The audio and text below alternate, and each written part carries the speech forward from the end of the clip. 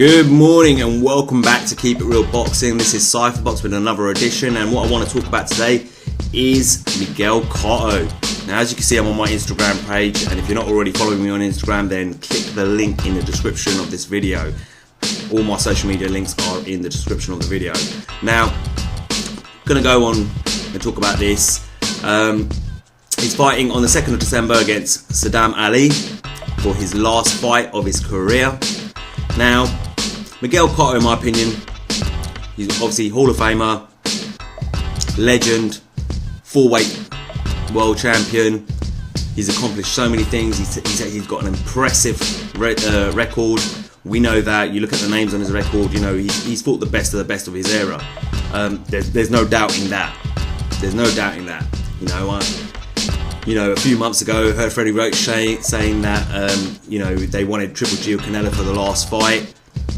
Don't think that's going to materialise quite clearly.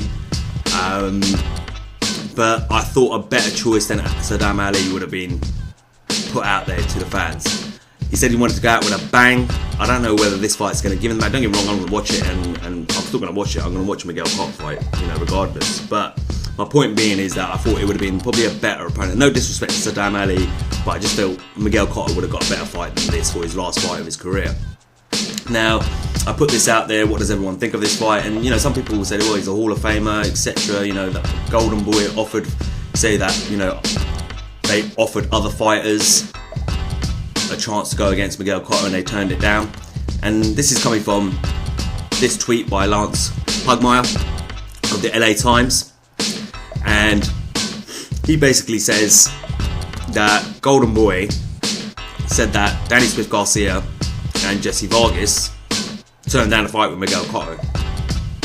Now, I want to talk about that a little bit because you have to kind of question why they turned down the fight. Let's go and look at Mikey Garcia. Mikey Garcia recently came out and confirmed that he would be happy to go up to 154 and face Miguel Cotto for his last fight of his career. He'd happily do it. Now, from what I understand, negotiations were taking place. According to Mikey Garcia, the reason he didn't sign the contract to fight Miguel Cotto was because they put a clause in there, or an agreement in the contract, stating that Mikey Garcia would agree to sign a multi-fight deal with Golden Boy Promotions as his promoters.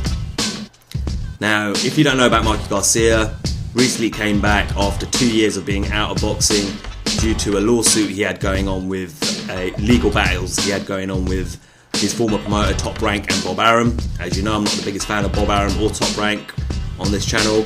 And, you know, whatever his reasons were, he was unhappy, he wasn't getting the fights he wanted, he didn't feel he was probably getting paid the way he wanted, etc. Whatever the issues were, that's fine. You know, it took 2 years to resolve all of that.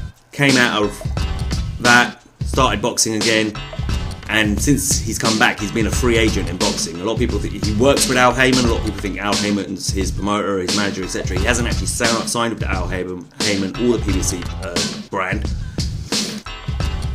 but is happy to work with Al Heyman and his team on a fight-to-fight basis. And I think that's the way he wants to keep it. He's made it quite clear that he doesn't want to be tied into any contracts with any promoters. He's happy to work with promoters on a fight-to-fight basis. You know, I don't think he'll work with Bob Arum or Top Rank again, let's be honest. But that's how he wants to keep it. He's not looking to tie himself down to any promoter or promotional company. Now,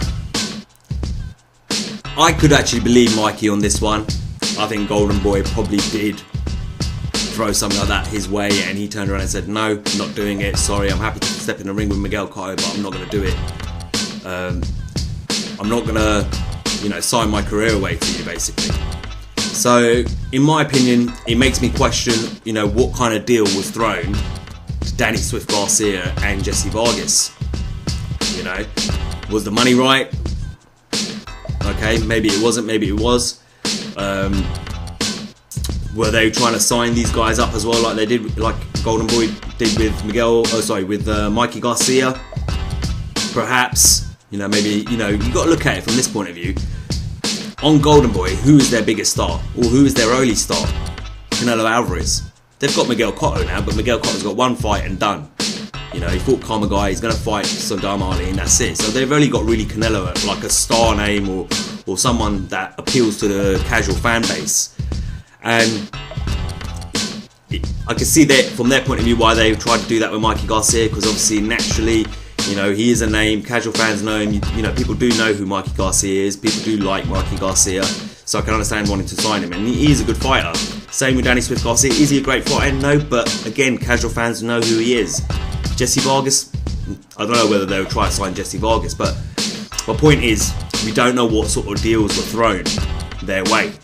So we have to kind of question that a little bit. I'm not saying definitely that all these fighters were throwing the same sort of deal that Mikey Garcia was, but there's obviously going to be something going on behind the scenes that we're not aware of before anyone starts throwing out there, well, these guys are scared of Miguel Cotto. But let's face it, I don't think any of these guys would be scared of Miguel Cotto. Not because Miguel Cotto's not a great fighter, but Miguel Cotto's at the end of his career.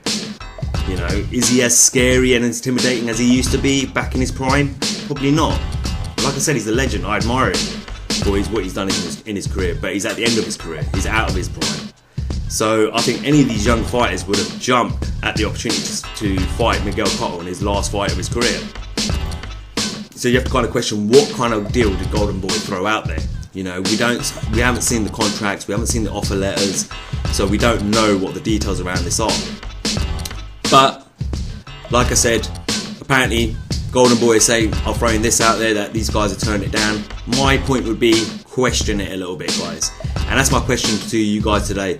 Do you think Golden Boy perhaps tried to sign and add these fighters to their stable? Or do you think would you agree with some of the guys out who are commenting on my Instagram posts, thinking that, well, maybe these guys are scared of Miguel. Miguel's still got that intimidation factor to him that he used to have in his prime. I'll leave that decision to you guys. Leave a comment in the section below. And as always, guys, like, share, subscribe. Until next time, this is Cyphbox reminding you, just keep it real.